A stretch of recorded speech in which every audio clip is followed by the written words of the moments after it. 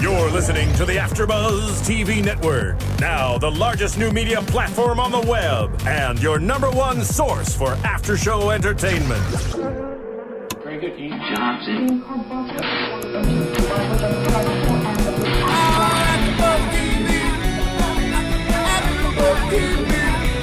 From the AFTERBUZZ Studios in Los Angeles, California, and streaming live on Ustream, this is AFTERBUZZ TV for the season premiere of True Blood. Tonight's host is Sara Stretton. Joining Sara will be AFTERBUZZ co-host David Pakman. We'll break down tonight's episode and get you all the latest True Blood news and gossip. If you'd like to buzz in on tonight's show, you can buzz us at 424-256-1729. That's 424-256-1729. And now, picking up where the show leaves off, and the buzz continues, Sara Stretton. Hello, everyone. Welcome to the show. So we're actually doing episode 2 of season 4 of True Blood, and it's titled Smell Like Dinner. So as you all know, it's 4th of July weekend, and so a lot of people are off partying, but we still wanted to give you a little bit of a recap of the episode and some of our opinions, and we will be back in full force next week. So be prepared for kind of a shorter show than you're used to, but next week. Well said. By the way, and I am not. Who do we announce? David Pakman or something like that?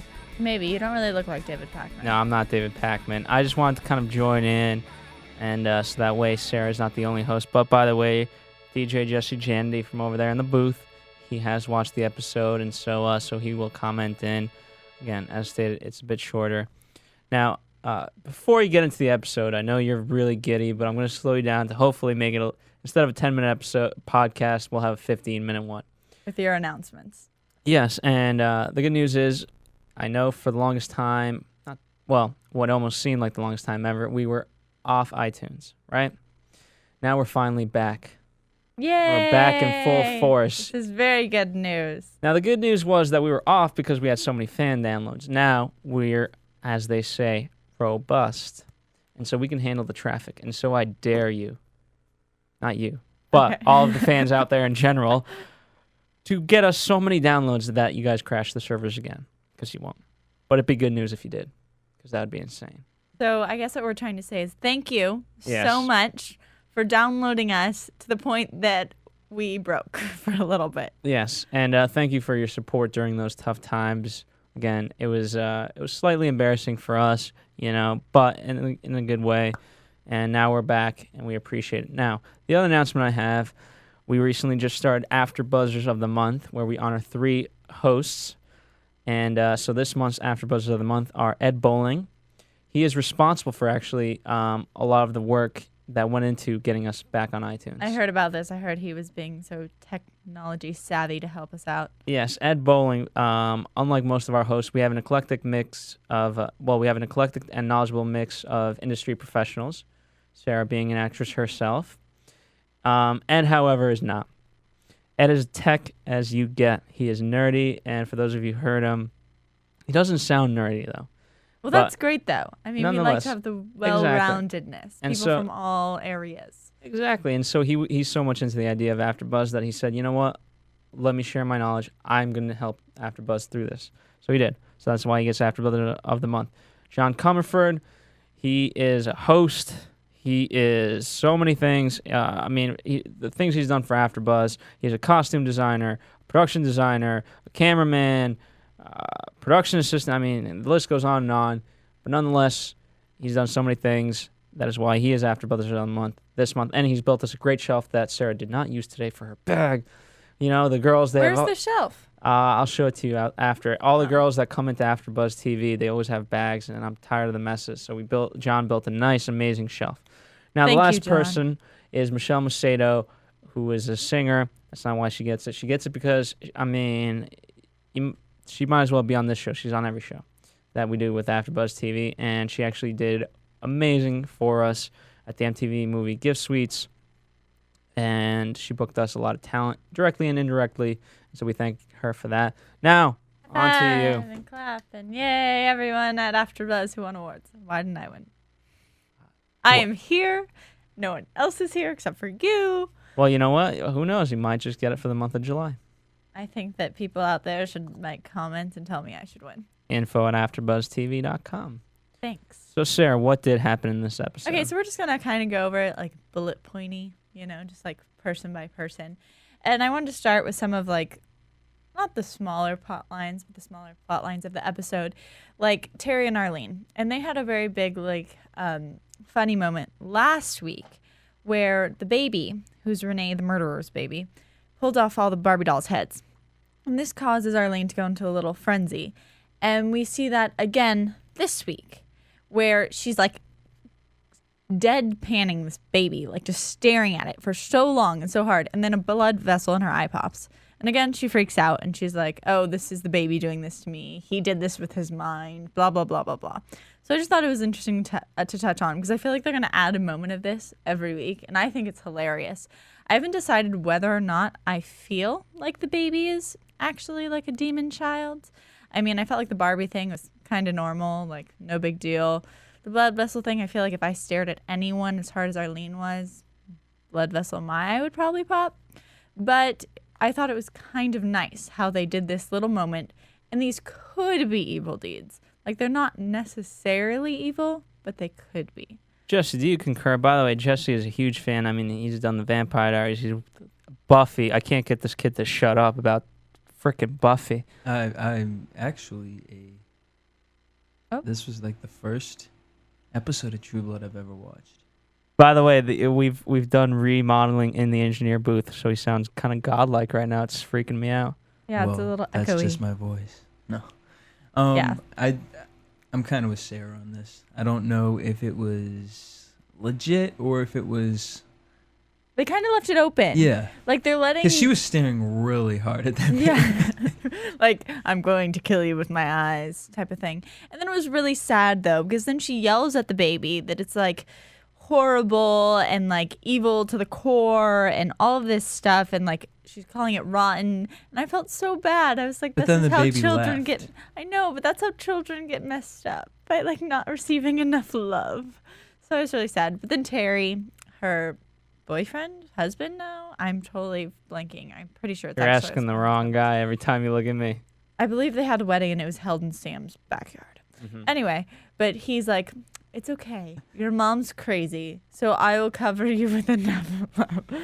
Jesse, Jesse is in the booth right now with like a mat over his head. He's trying to dampen the sound so he doesn't sound godlike. Is that so you don't echo? Does this make my voice sound a little better? Yeah. I don't know, but now it's just going to make me laugh because you look ridiculous. You kind of look like one of those dinosaur characters in those big costumes. Hey, kid. You know what I'm talking? Yes, exactly. Anyway, so that was kind of Terry and Arlene and their baby, and that's really short, so I just want to kind of get that out of the way and mention it. Also, we see Jason in this horrible situation where he gets kidnapped by the werepanthers. And so he's been locked up. First he was in an ice chest. Now he's been moved to a bed, and he's, like, strung to it by his wrists and can't move. And so he's kidnapped. And we start out with the episode with... two of the younger werepanthers kind of licking his wounds on his head and just kind of staring at him. And he's confused and he's like, I've been so nice to you. I know you care about me. Why aren't you letting me go? And they're like, well, we can't. We don't understand really why. And I kind of felt like in the beginning that, what's her name? Let me think for a second. Crystal, there we go. That Crystal is not around. I thought she was like way off in the middle of nowhere, like had no contact to them. But we learned through this episode that she actually is there and is supporting him being kidnapped. And we further learned that it is more of her idea that he was kidnapped. Because what they've decided to do is turn him into a werepanther. And that's kind of like one of the big moments at the end, like this little storyline develops and we see Andy almost rescue him, but get distracted by V. But we end up finding out that they're trying to turn him into a werepanther in order to continue the bloodline. I did not understand this at all. I was so confused. I was like, Crystal's talking about her duty to like the pack to continue the bloodline, and like her ex-boyfriend who hated Jason's okay with them turning him into a werepanther so that the person he likes can like have sex with Jason and continue the line. That makes no sense. Furthermore, there's not just one woman in this pack. Is it just it doesn't make sense to you, or it just doesn't make sense to me? Okay. I don't know if I'm missing some information. Like, is she the only one allowed to breed or something? Let's use the power of social. You know what? If you have an opinion on that and how it makes sense, tweet us or put it on our Facebook.com/AfterBuzzTV page. Or like, let me know. I was just really confused. I was like, I'm pretty sure there's more than one girl. I don't know if she's the only one who can have werepanther babies, but it seems like really extreme that they have to make another werepanther in order for them to continue the line. I don't know if they're all like related and are against that or something. I don't know. I was confused. I do think it is going to be cool though, because it gives Jason a whole nother story. I mean, we've seen him kind of go in and out of these strange plot lines. We saw him get really involved with the church, and that was ridiculous. And then we saw him just get hooked on V. He's just been all over the map, and now he is gaining a power, which I think is interesting because he's always been kind of like a little lower than Sookie. I mean, she's like the special one. They always make comments. They're like, oh, you're nothing like your sister. And now he's getting something that's going to make him more powerful. And so I'm wondering how he's going to use that, what's going to happen. I mean, we've known with new vampires that they all get urges, like they need to feed and they're impulsive. I'm wondering if that's going to be the same with him, if he's going to become a werepanther and like be this vicious, crazy person and out of control or whatnot. But I think that's going to be a really fun little plot line to deal with. Mm-hmm. We also saw Jessica and Hoyt, and this little twist made me really sad because Jessica and Hoyt were my favorite couple because you have like they were like the good couple. Jess, are they a good couple or is she making crap up? No, they were cute. They're really cute. She's the redhead, and she's like the new vampire, and she's dating Hoyt, who's a sweetheart, and like. Fair enough. I didn't mean to be cynical, but after Sarah and I used to do Desperate Housewives, and I've heard her take on couples. So. Phil, you just don't understand what good couple versus bad couple means. All right. Anyway, but so. Basically what happened was they've always been this cute couple, and in this episode, in the beginning of like he stands up for her. Like she walks out of this bar and all these people are yelling at her like, oh, vampires belong in hell and blah blah blah, rioting, and he gets beat up for her because she can't do anything because that would just be like more bad publicity for the vampires. So he like gets pummeled by a crowd of people. Like he doesn't take on one person, he's taking on like a mob. And then by the end of the episode, she cheats on him. Well, she feeds on someone else. And in my book, that counts as cheating. I mean, it didn't seem like they were like, I don't know. But I feel like in vampire world, if you disagree with me, you can say so. But I feel like if you feed on someone else, that's kind of like sleeping with someone else. All right. I've never thought of it that way. I mean, Jess, does that in your realm of like Buffy watching? No, because True Blood is on a whole sense of like they have the synthetic blood and yeah, like they have the capability to like eat on things, and like the whole point of like making like a human like by saying that they're mine is like you're the only one who can feed on them, and it's like I don't know, kind of like and once you feed on someone, you're connected to them, like you can feel some of their feelings. So she's feeding on someone else, and it's like cheating, and it's really bad. And Sookie tries to step in and be like, "Okay, Jessica, wait, let's see what you're doing here." And she like totally shuts her down and is like, "You're not my stepmom. You hurt Bill, blah, blah, blah, blah, blah." But it was really sad. And I strongly believe that Hoyt's going to find out that Jessica did this. I mean, I don't understand how he couldn't. This is television. Everyone finds out everything eventually. As they do in life, by the way. Just an FYI. True. That is true. Have you learned that from experience, Phil, or you just... I've always been the one who's gotten the information. Oh. That's because you investigate people. No, I really don't, to be honest with you. It just always... You'd be surprised how easily, when you're not even looking, just things come to you. That's true. It's happened once or twice to me. Not that I was the person keeping the secret. Other way around. Anyway, but so... Phil, are you on your phone? Listen, all right, so here's my deal. I have to... True Blood is really important. I understand, and I suck at this. I know nothing about True Blood. You know what? Fine. I'm going to kick myself out. I'm going to enter my viewing of Celebrity Rehab because that's what I'm going to host right after this. So for those of you who are True Blood and Celebrity Rehab fans, tune into my show right after. But you are in good hands with Sara Stretton. I just kind of want to get her started, make her feel comfortable. No. And you know what? You're Thanks, doing Phil. well. You don't need me. You don't need me. Okay, Phil. Thanks. All right. I appreciate Enjoy. your short company. Listeners out there, enjoy Sara. And let her know how she did. Okay, great. Okay, so we're going to say goodbye to Phil. Wave. Bye, Phil. Have fun. Everyone stay tuned for his show after this.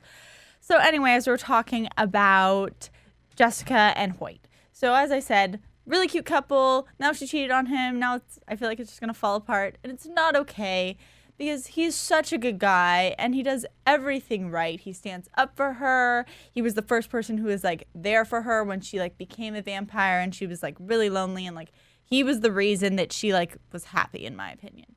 Like he was the person she could connect with, and he made it okay for her to be a vampire. So she felt really alone, and he made it all right because he gave her someone to connect with.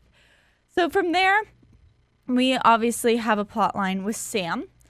And last week we kind of found out that Sam has this little group, and there's 4 of them, and they're all shapeshifters. And there's 2 women and 2 men. Obviously one of them is Sam. And we saw them all turn into horses, and they like have their little shifter gang. So we are learning a little bit more about them this week.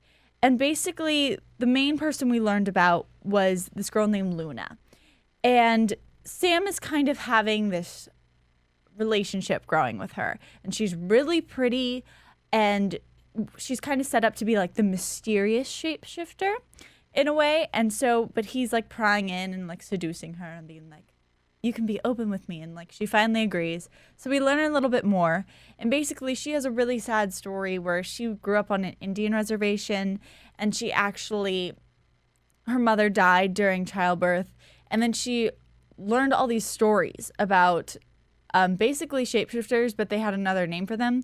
And in their like storytelling, these people were evil, and you could only get the powers like if you killed someone in your family. So she grew up thinking like, this is horrible. I'm an evil person. I killed my mother to do this.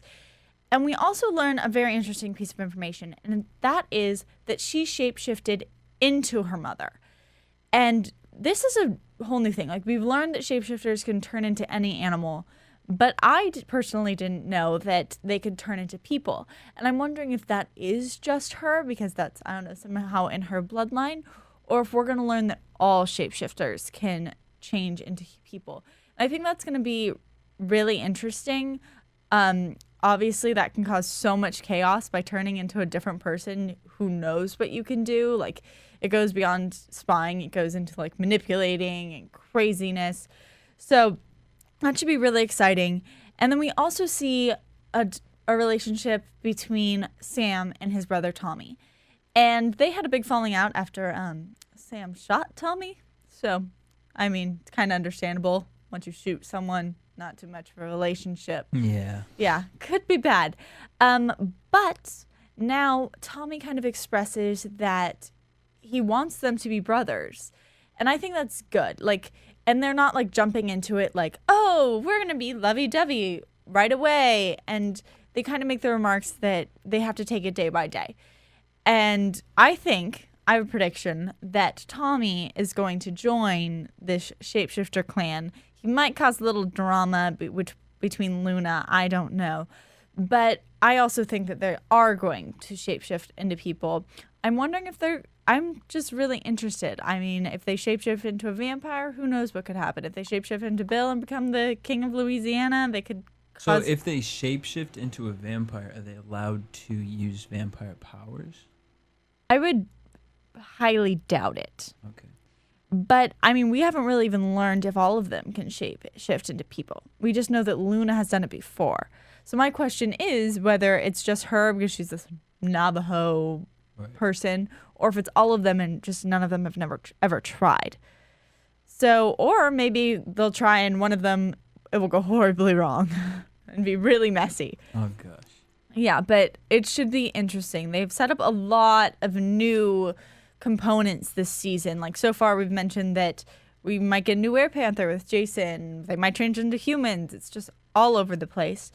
Also, we kind of see, we have Sookie, star of the show, who we learned last week that Eric bought her house and now thinks that he owns her. And she makes a comment in the earlier on this episode, and she goes, "The house does not come with me." And Eric goes, "Well, I guess I overpaid for it then."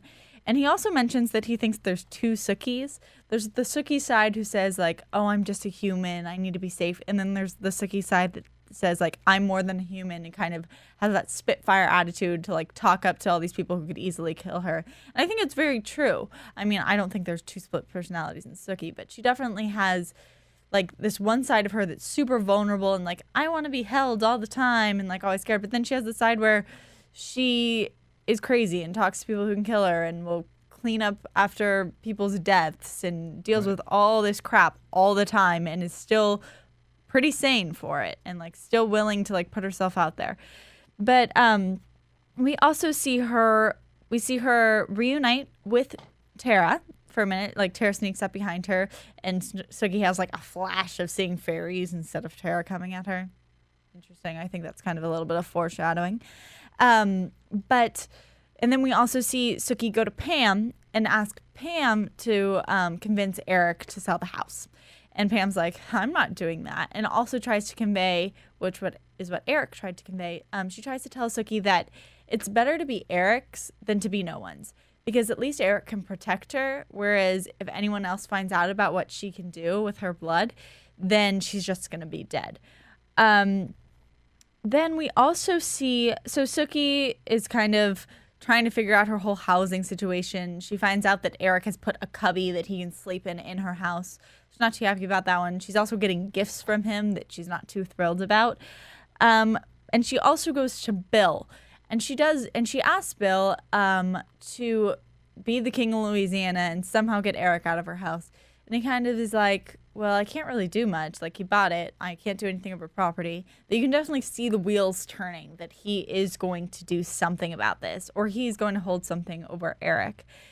And then the other thing is that we have a really big plot line starting between vampires versus witches, also known as necromancers now, which is people who bring things back to life, back from the dead. And this is a big problem that we learn because, according to Bill, is that if they can control the dead, then they can control them. And we see a big glimpse of this in the fact that Eric goes in to the witches' coven meeting. And what's going on is they've just decided that the leader, Marnie, doesn't want to raise another bird, but she wants to raise a human back to life. And just then, Eric waltzes in and is like, "Are you looking for a dead body?" Thinking he's all suave and gonna, like, destroy them all. And it kind of gets turned around in his face, where all of a sudden Marnie is, like, possessed by another person who seems like she's from a different era. I feel like Eric might have known her or something. I don't know. I felt like there was obviously something weird going on. But to me, it was like, not only was he scared, but it was something that he was familiar with. I could be way off, but that was just my opinion. I'm sure we'll learn more about it. Anyway, and she starts speaking, like, another language, and all of a sudden Eric was, like, freaking out and runs away. And the next thing we see of him is he's walking alongside the road shirtless, sees Sookie, and has no idea who she is. And she's, like, talking to him like, "Eric, what's wrong with you?" And he's like, "I don't know you. What are you talking about?" But then, of course, we're left with a cliffhanger of he's like, "You smell good." And so I'm wondering, because when he was first walking along the side of the street, I was thinking, did she make him not a vampire anymore? Back to a human, right? Yeah, that's what I was thinking. I was like, is he just a human? Like, was her, like, taking the death out of him, just making him human? So that's what I was thinking. But then with the smell aspect, I was like, well, I feel like he wouldn't have some supernatural sense of smell if he was just a human. So I'm confused. I'm, like, confused if there's something, what exactly has changed about him? Like, did she just make him, like, forget everything that happened, or did she do something more and not make him a vampire? Which I think would be a good thing. Like, I thought the vampires would like it if that's what they could do. Like, if they can take everyone and make them humans again, isn't that like everyone wins? Yeah, isn't that great? So I guess it can't really be that, because that would be like happy ending for all.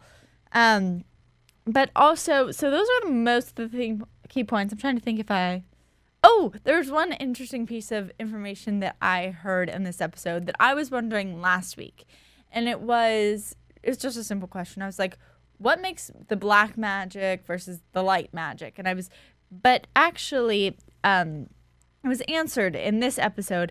And it basically was just that if you have a good soul, you're going to make good magic. And if you have a bad soul, you're going to make dark magic. And so it was really interesting, because this conversation was really Lafayette asking.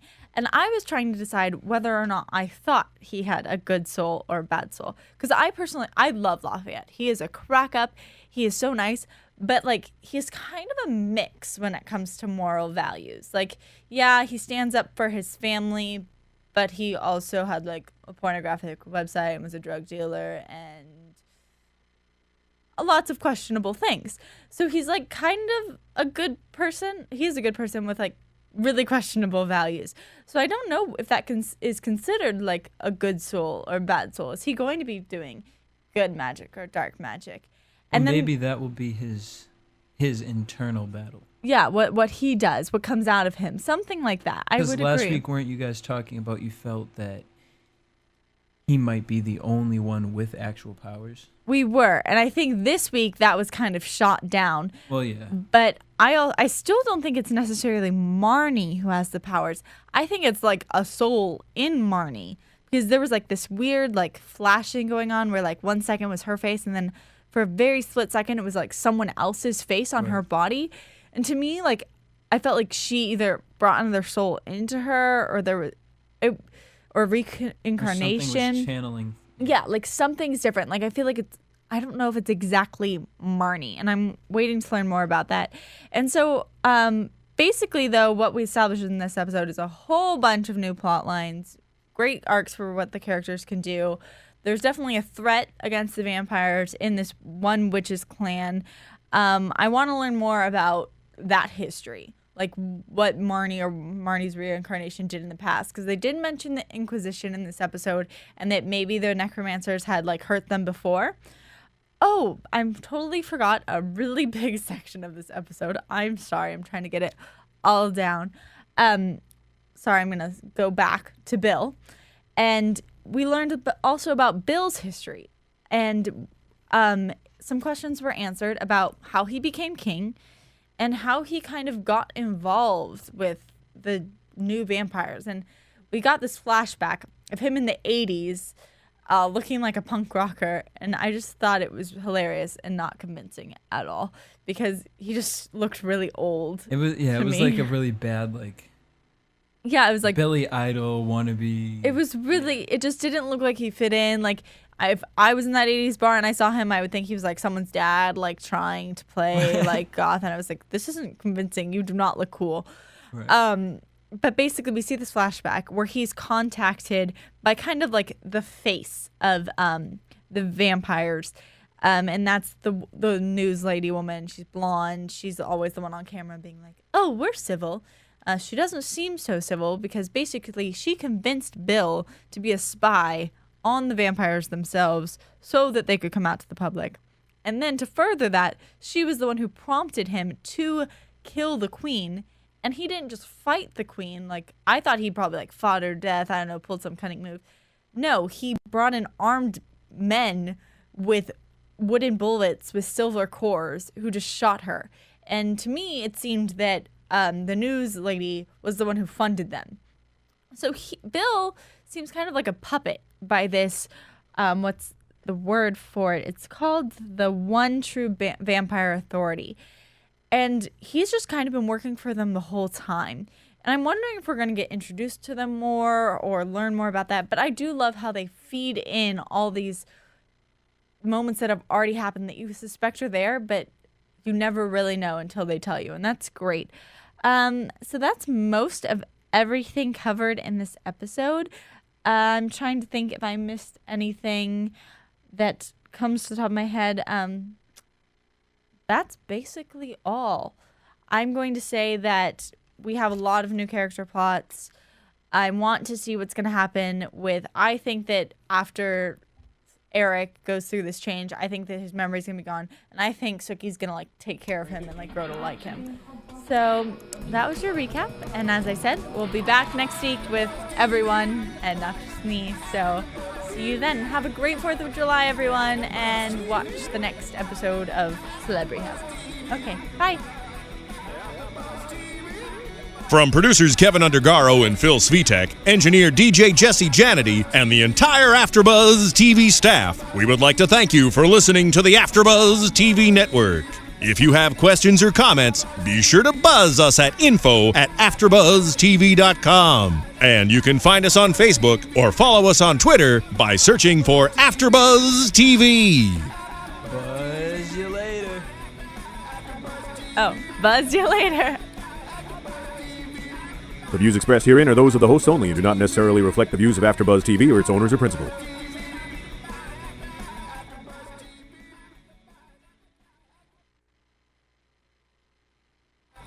TV.